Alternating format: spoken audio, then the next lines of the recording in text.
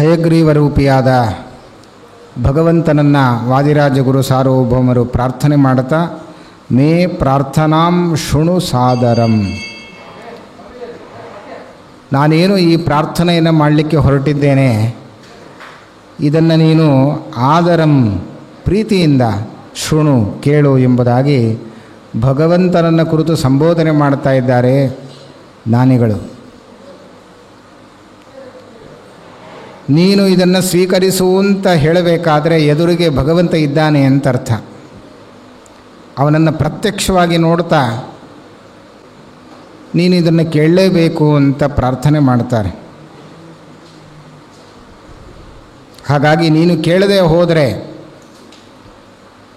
ನಾನು ಮಾಡಿದ ಪ್ರಾರ್ಥನೆ ಅದು ಶ್ರಮ ಏವಹಿ ಕೇವಲಂ, ಅದು ಫಲ ಕೊಡೋದಿಲ್ಲ. ಹಾಗಾಗಿ ನಿನ್ನ ಕಿವಿಗೆ ಬೀಳಬೇಕು, ನೀನು ಅದನ್ನು ಕೇಳಬೇಕು, ಆಗ ಮಾತ್ರ ಸಾರ್ಥಕವಾಗ್ತದೆ ನನ್ನ ಪ್ರಾರ್ಥನೆ ಅಂತ ಹೇಳ್ತಾ ಆ ಭಗವಂತನ ಕುರಿತು ಭಕ್ತಿಭಾವದಿಂದ ಪ್ರಾರ್ಥಿಸ್ತಾರೆ.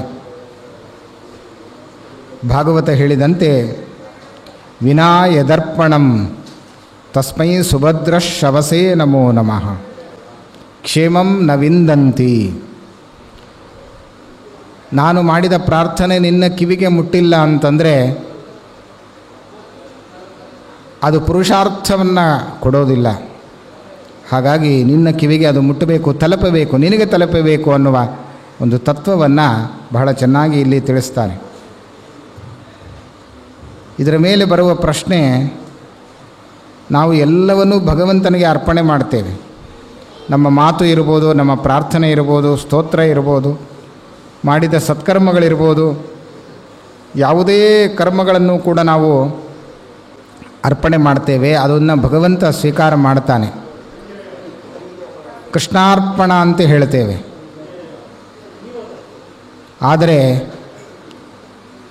ಭಗವಂತ ಇದನ್ನು ಸ್ವೀಕರಿಸಿದ್ದಾನೆ ಅಂತ ನಾವು ತಿಳ್ಕೊಳ್ಬೇಕಲ್ಲ. ಅದು ಹೇಗೆ ತಿಳಿಯೋದು? ಸಂಕಲ್ಪ ಮಾಡಿದ್ದು ಹೌದು, ಕೃಷ್ಣಾರ್ಪಣ ಬಿಟ್ಟಿದ್ದು ಹೌದು, ಆದರೆ ಭಗವಂತನಿಗೆ ಇದು ಮುಟ್ಟಿದೆ ಅಂತ ತಿಳಿಯೋದು ಹೇಗೆ? ಅಥವಾ ಅವನು ಅದನ್ನು ಸ್ವೀಕಾರ ಮಾಡಿದ್ದಾನೆ ಅಂತ ನಾವು ತಿಳ್ಕೊಳ್ಬೇಕಲ್ಲ, ಅದು ಹೇಗೆ ಅಂತ ಪ್ರಶ್ನೆ ಬರುತ್ತೆ. ಅದಕ್ಕೆ ಭಾಗವತ ಉತ್ತರ ಕೊಟ್ಟಿದೆ. ನೋತ್ಪಾದಯೇದ್ ಯದಿ ರತಿಂ ಶಮ ಏವಹಿ ಕೇವಲಂ. ಶುಕಾಚಾರ್ಯರು ಹೇಳ್ತಾರೆ, ಭಗವಂತನಿಗೆ ಮುಟ್ಟಿದೆ ಇಲ್ಲ ಅಂತ ನಾವು ತಿಳಿಯಬೋದಂತೆ. ನಾವೇನು ಸಮರ್ಪಣೆ ಮಾಡ್ತೇವೆ ಅದು ಭಗವಂತನಿಗೆ ಮುಟ್ಟಿದೆ, ಅವನು ಸ್ವೀಕಾರ ಮಾಡಿದ್ದಾನೆ, ಸ್ವೀಕಾರ ಮಾಡಿಲ್ಲ, ಇದೆರಡನ್ನೂ ಕೂಡ ತಿಳಿಲಿಕ್ಕೆ ಬರುತ್ತೆ ಅಂತ ಹೇಳ್ತಾ ಇದ್ದಾರೆ. ಹೇಗೆ? ನೋತ್ಪಾದಯೇದ್ ಯದಿ ರತಿಂ. ನೋಡಿ, ನಾವು ಕರ್ಮ ಮಾಡಿ ಭಗವಂತನಿಗೆ ಅರ್ಪಣೆ ಮಾಡಿದ ಮೇಲೆ ಯಾರಿಗೆ ಭಗವಂತನ ಕಥಾಶ್ರವಣದಲ್ಲಿ ಆಸಕ್ತಿ ಹುಟ್ಟಿದೆಯೋ, ಮತ್ತೆ ಮತ್ತೆ ಭಗವಂತನ ಕಥೆಯನ್ನು ಕೇಳಬೇಕು, ಅವನ ಮಹಿಮೆಯನ್ನು, ಗುಣಗಳ ಚಿಂತನೆಯನ್ನು ನಡೆಸಬೇಕು ಅಂತ ಯಾರಿಗೆ ಮನಸ್ಸಿಗೆ ಬರ್ತದೋ ಅಂತಹ ವ್ಯಕ್ತಿ ಮಾಡಿದ ಸಮರ್ಪಣೆ ಮಾಡಿದ ಕರ್ಮ ಅದು ಭಗವಂತನಿಗೆ ಮುಟ್ಟಿದೆ ಅಂತ ತಿಳಿಬೇಕಂತೆ. ಅಂತಹವರ ಕರ್ಮವನ್ನು ಭಗವಂತ ಸ್ವೀಕಾರ ಮಾಡ್ತಾನಂತೆ. ಆದರೆ ಮತ್ತೆ ಮತ್ತೆ ಭಗವಂತನ ಕಥಾಶ್ರವಣದಲ್ಲಿ ಯಾರಿಗೆ ರತಿ ಹುಟ್ಟಿಲ್ಲ, ಆಸಕ್ತಿ ಹುಟ್ಟಿಲ್ಲ, ದೇವರ ಬಗ್ಗೆ ತಿಳಿಯಬೇಕು ಅನ್ನುವ ಭಾವನೆ ಯಾರಿಗೆ ಬಂದಿಲ್ವೋ ಅವನು ಎಷ್ಟು ಕರ್ಮಗಳನ್ನು ಮಾಡಿದರೂ, ಎಷ್ಟು ಅರ್ಪಣೆ ಮಾಡಿದರೂ ಕೂಡ ಅದು ಭಗವಂತನಿಗೆ ಮುಟ್ಟಿಲ್ಲ ಅಂತ ತಿಳಿಯಬೇಕು ಎಂಬುದಾಗಿ ನೋತ್ಪಾದಯೇದ್ ಯದಿರತಿಂ ಶ್ರಮ ಏವಹಿ ಕೇವಲಂ. ಅದು ಭಗವಂತನಿಗೆ ಮುಟ್ಟಿಲ್ಲ ಅಂತಂದರೆ ಮಾಡಿದ ಸತ್ಕರ್ಮಗಳು ಕೂಡ ಅದು ಶ್ರಮ ಮಾತ್ರ, ದೇಹ ಪ್ರಯಾಸ ಆಗತ್ತಷ್ಟೇ ಹೊರತು ಅದಕ್ಕೆ ಪುಣ್ಯ ಏನೋ ಬರೋದಿಲ್ಲ. ಆ ದೃಷ್ಟಿಯಲ್ಲಿ ಭಗವದ್ ಅರ್ಪಣ ಬುದ್ಧಿಯಿಂದ ಪ್ರತಿಯೊಂದೂ ಕೂಡ ನಾವು ಮಾಡಬೇಕು ಅನ್ನುವ ತತ್ವವನ್ನು ವಾದಿರಾಜಗುರು ಸಾರ್ವಭೌಮರು ಇಲ್ಲಿ ತಿಳಿಸಿ, ನಾನು ಮಾಡಿದ ಪ್ರಾರ್ಥನೆ ಅದು ಸಾರ್ಥಕವಾಗಬೇಕಾದರೆ, ಅದು ಪುರುಷಾರ್ಥವಾಗಬೇಕಾದರೆ ಅದು ನೀನು ಕೇಳು, ಅದು ನಿನ್ನ ಕಿವಿಗೆ ಮುಟ್ಟಬೇಕು, ನೀನು ಅದನ್ನು ಸ್ವೀಕರಿಸಬೇಕು ಅನ್ನುವ ಭಾವನೆಯನ್ನು ಸ್ಪಷ್ಟವಾಗಿ ಇಲ್ಲಿ ತೋರಿಸಿಕೊಟ್ಟಿದ್ದಾರೆ. ಹೀಗೆ ಮಂಗಳಾಚರಣೆಯನ್ನು ಮುಗಿಸಿ ಮಧ್ವಾಚಾರ್ಯರೇ ಮುಂತಾದ ಗುರುಗಳ ಕಾಂತಿಯುಕ್ತವಾದ ಹೃದಯ ಕಮಲದಲ್ಲಿ ವಾಸ ಮಾಡಿಕೊಂಡಿರುವ ಭಗವಂತ ಏನಿದ್ದಾನೆ, ಲಕ್ಷ್ಮೀಪತಿಯಾಗಿರತಕ್ಕಂತಹ ಅತ್ಯಂತ ದಯಾಳುವಾದ ಹಯಗ್ರೀವ ರೂಪಿಯಾದ ಭಗವಂತನೇ ನನ್ನ ಪ್ರಾರ್ಥನೆಯನ್ನು ಪ್ರೀತಿಯಿಂದ ಕೇಳು, ಆಲಿಸು ಎಂಬುದಾಗಿ ಭಗವಂತನನ್ನು ಪ್ರಾರ್ಥನೆ ಮಾಡಿದಾಗ ವಾದಿರಾಜರ ಆ ಸ್ತುತಿಯನ್ನು ಭಗವಂತ ಕೇಳಿದ್ದಾನೆ. ಕಿವಿ ಅಗಲಿಸಿ ಭಗವಂತ ಕೇಳಿದ್ದಾನೆ. ಮಲಗಿ ಪರಮಾದರದಿ ಪಾಡಲು ಕುಳಿತು ಕೇಳುವ ಭಕ್ತರು ಅದನ್ನು ಹಾಡಿದರೆ, ಆದರದಿ ಪ್ರೀತಿಯಿಂದ ಹಾಡಿದ ಆ ಸ್ತುತಿಯನ್ನು ಭಗವಂತ ಕೇಳ್ತಾನಂತೆ, ಕೇಳಿ ಸಂತೋಷ ಪಡ್ತಾನೆ, ಅದಕ್ಕೆ ಫಲವನ್ನು ಭಗವಂತ ಕೊಡ್ತಾನಾದ್ದರಿಂದಾಗಿ ಇದು ಪರಮಾತ್ಮನಿಗೆ ಅರ್ಪಣೆ ಮಾಡತಕ್ಕಂತಹದ್ದು ಬಹಳ ಉತ್ತಮವಾಗಿರತಕ್ಕಂತಹ ಕಾರ್ಯ ಅನ್ನೋದನ್ನು ಭಾಗವತದ ಸಂದೇಶವನ್ನು ನೋತ್ಪಾದಯೇದ್ಯತಿರತಿಂ ಶಮ ಏವ ಹಿ ಕೇವಲಂ ಅಂತ ಹೇಳಿದ ಹಾಗೆ, ಅಷ್ಟೇ ಅಲ್ಲ ಕ್ಷೇಮಂ ನ ವಿಂದಂತಿ ವಿನಾಯದರ್ಪಣಂ, ಪರಮಾತ್ಮನಿಗೆ ಅರ್ಪಣೆ ಮಾಡಬೇಕು, ಮಾಡದೇ ಇದ್ದರೆ ಅದೆಲ್ಲವೂ ವ್ಯರ್ಥ ಅನ್ನುವುದನ್ನು ತೋರಿಸಿಕೊಟ್ಟು ಮುಂದಿನ ಶ್ಲೋಕದಲ್ಲಿ ಹೇಳ್ತಾರೆ, ಅಯೋಗ್ಯ ವಿಷಯೇ ಸ್ವಾಮಿನ್ ಸರ್ವಥಾ ನಮನೋ ಭವೇತ್ ಚಾಂಚಲ್ಯಂ ಮೂಲತಶ್ಚಿಂದಿ ದುರಾಶಾಂ ಹರದೂರತಃ. ಇದು ಕೂಡ ಭಾಗವತದ ಸಾರವೇ. ಏಕಾದಶ ಸ್ಕಂದ ಭಾಗವತದಲ್ಲಿ ಮನಸ್ಸಿನ ಬಗ್ಗೆ ಹೇಳ್ತಾರೆ, ಮನಸ್ಸಿನ ದೋಷಗಳನ್ನು ಹೇಳ್ತಾರೆ, ಮನಸ್ಸನ್ನು ಹೇಗೆ ಗೆಲ್ಲಬೇಕು ಅನ್ನೋದನ್ನು ಅಲ್ಲಿ ತಿಳಿಸಿದ್ದಾರೆ. ಆ ಮನಸ್ಸನ್ನು ಹೇಗೆ ನಾವು ಹತೋಟಿಯಲ್ಲಿ ಇಟ್ಟುಕೊಳ್ಬೇಕು, ಮನಸ್ಸಿಗೆ ಕೊಡುವ ಆಹಾರ ಯಾವುದು, ಬೇರೆ ಇಂದ್ರಿಯಗಳಿಗೆ ಕೊಡುವ ಆಹಾರ ಯಾವುದು, ಇದೆಲ್ಲದರ ಬಗ್ಗೆ ವಿಮರ್ಶೆಯನ್ನು ಭಾಗವತ ಏಕಾದಶ ಸ್ಕಂದದಲ್ಲಿ ಮಾಡಿದ್ದಾರೆ.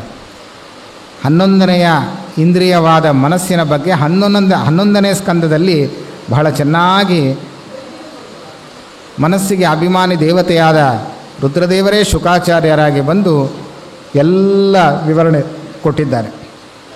ಅದೆಲ್ಲದರ ಸಂಗ್ರಹವನ್ನು ಇಲ್ಲಿ ನಮಗೆ ಏಕಾದಶ ಸ್ಕಂದದ ಭಾಗವತದ ಸಾರವನ್ನು ಇಲ್ಲಿ ವಾದಿರಾಜರು ನಮಗೆ ಕೊಟ್ಟಿದ್ದಾರೆ. ನೋಡಿ, ಇಂದ್ರಿಯಗಳಲ್ಲಿದ್ದ ದೋಷ ಏನು, ಆ ದೋಷ ಚಿಂತನೆಯನ್ನು ನಾವು ಮಾಡಬೇಕು. ಅಥವಾ ಇಂದ್ರಿಯಗಳಲ್ಲಿದ್ದ ದೋಷ ಅಂತಂದರೆ ವಿಷಯ ಪದಾರ್ಥಗಳಲ್ಲಿದ್ದ ದೋಷ ಚಿಂತನೆಯನ್ನು ಮಾಡಬೇಕು ಅಂತ ಅರ್ಥ. ವಿಷಯ ಪದಾರ್ಥಗಳಲ್ಲಿ ಗುಣಚಿಂತನೆ ಮಾಡಿದರೆ ನಮ್ಮ ಇಂದ್ರಿಯಗಳು ಯಾವಾಗಲೂ ವಿಷಯ ಪದಾರ್ಥದಲ್ಲಿ ಆಸಕ್ತವಾಗಿರುತ್ತೆ, ಮನಸ್ಸು ಕೆಟ್ಟು ಹೋಗುತ್ತೆ. ಮನಸ್ಸು ಕೆಟ್ಟು ಹೋಯಿತು ಅಂದರೆ ನಮ್ಮ ಸಾಧನೆ ಎಲ್ಲ ವ್ಯರ್ಥವಾಗಿ ಹೋಗುತ್ತೆ.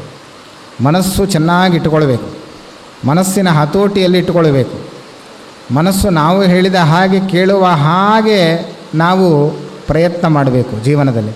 ಇಂದ್ರಿಯಗಳ ವಶ ನಾವಾಗಬಾರ್ದು, ನಮ್ಮ ವಶ ಇಂದ್ರಿಯಗಳಾಗಬೇಕು ಅನ್ನುವುದನ್ನು ಇಲ್ಲಿ ತೋರಿಸ್ಕೊಡ್ತಾರೆ.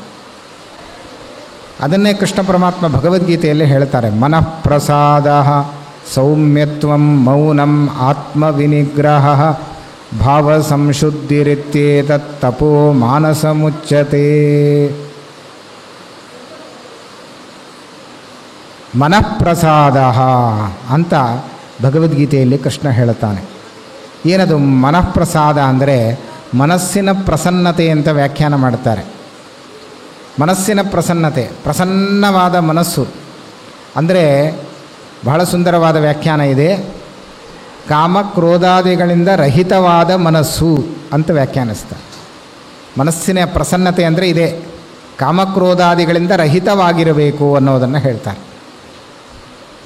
ಶುದ್ಧ ಮನಸ್ಸು, ನಿಷ್ಕಲ್ಮಶವಾದ ಮನಸ್ಸು, ಇದರಿಂದ ಭಗವಂತ ಪ್ರೀತನಾಗ್ತಾನೆ, ಅನುಗ್ರಹಿಸ್ತಾನೆ.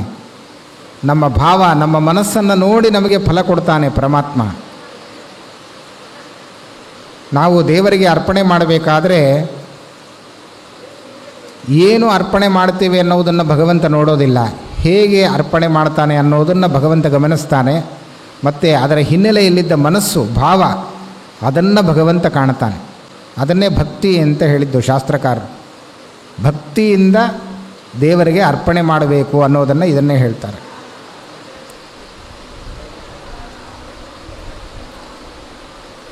ಹಾಗಾದರೆ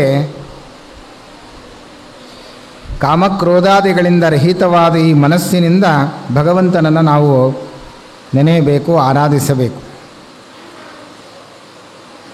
ಆ ಮನಸ್ಸನ್ನು ಶುದ್ಧ ಮಾಡಿಕೊಳ್ಳೋದು ಹೇಗೆ, ಮನಸ್ಸಿನ ದೋಷಗಳೇನು ಅನ್ನುವುದರ ವಿವರಣೆಯನ್ನು ವಿಸ್ತಾರವಾಗಿ ಕೊಡ್ತಾರೆ ಭಾಗವತದಲ್ಲಿ.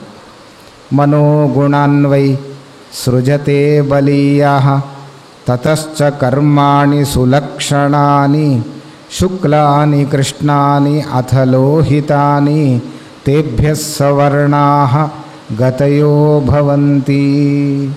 ಶುಕಾಚಾರ್ಯ ಹೇಳುವ ಮಾತು. ಅಷ್ಟೇ ಅಲ್ಲ, ಮನಸ್ಸಿನ ಬಗ್ಗೆ ಇನ್ನೊಂದು ಹೇಳ್ತಾರೆ. ನಾಯಂ ಜನೋಮಿ ಸುಖ ದುಃಖ ಹೇತು ನ ದೇವತಾತ್ಮ ಗೃಹಕರ್ಮಕಾಲಾಃ ಮನಃ ಪರಂ ಕಾರಣಮಾಮನಂತಿ ಸಂಸಾರ ಚಕ್ರಂ ಪರಿವರ್ತಯೇದ್ಯತ್.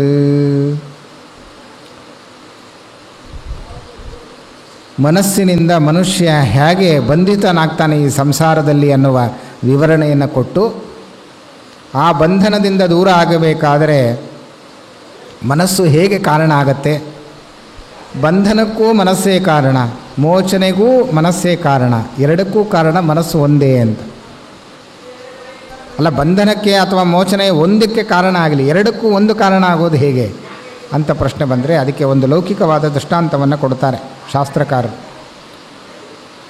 ಬೀಗದ ಕೈ ಇದೆ, ಆ ಬೀಗದ ಕೈ ಹಾಕಲಿಕ್ಕೆ ಒಂದು, ತೆಗಿಲಿಕ್ಕೆ ಒಂದು ಅಂತ ಬೇರೆ ಇಲ್ಲ, ಒಂದೇ. ಬಂಧನಕ್ಕೂ ಅದನ್ನು ಒಳಪಡಿಸಬಹುದು, ಮೋಚನೆಗೂ ಒಳಪಡಿಸಬಹುದು. ಹೇಗೆ ಕೀ ಹಾಕಲಿಕ್ಕೂ ಬರುತ್ತೆ, ತೆರೀಲಿಕ್ಕೂ ಬರುತ್ತದೋ ಹಾಗೆ ಮನಸ್ಸೆಂಬ ಕೀಯಿಂದ ಸಂಸಾರದಲ್ಲಿ ಬಂಧನಕ್ಕೂ ಒಳಗಾಗಬಹುದು, ಸಂಸಾರದಿಂದ ಮೋಚನೆಗೂ ಒಳಗಾಗಲಿಕ್ಕೆ ಬರ್ತದೆ. ಎರಡಕ್ಕೂ ಕಾರಣ ಒಂದೇ.